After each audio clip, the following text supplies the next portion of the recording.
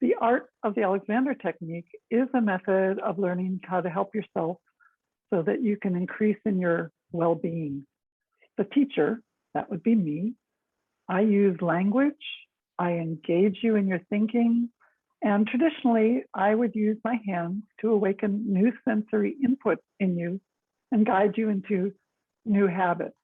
It's a little bit like what Ravi is talking about, going from what we perceive as normal, which is habitual, into something that's less reactive and more natural.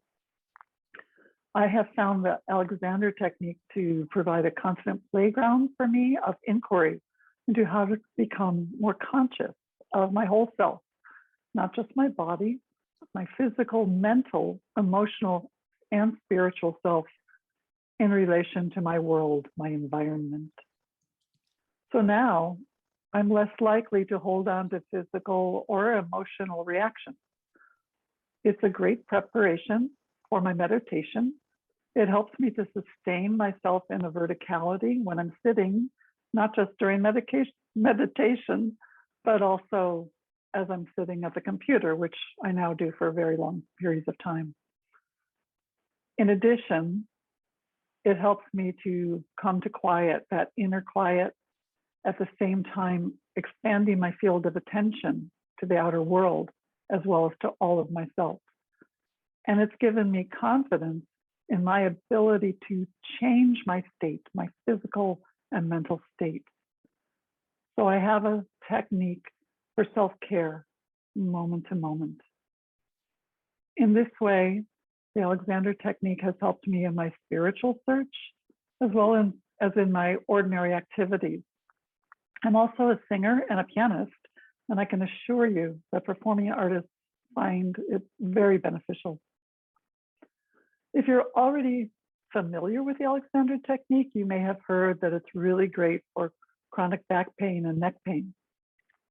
I want to just say, or give you a little demonstration of why that would be. If I'm sitting, crunching down, peering at my computer, or if I come back and hang back here, I'm compressing myself and I'm adding a lot of tension, which is going to start talking back to me. And if, I know you're not going to see all of this as I stand, so I'll show you my neck.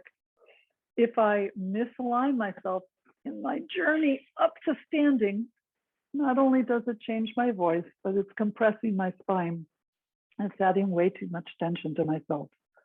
So the Alexander technique is a way to learn to decompress and change those habits.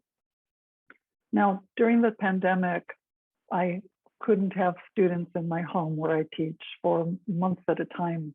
And I did start working online with many of them, and they found it very beneficial.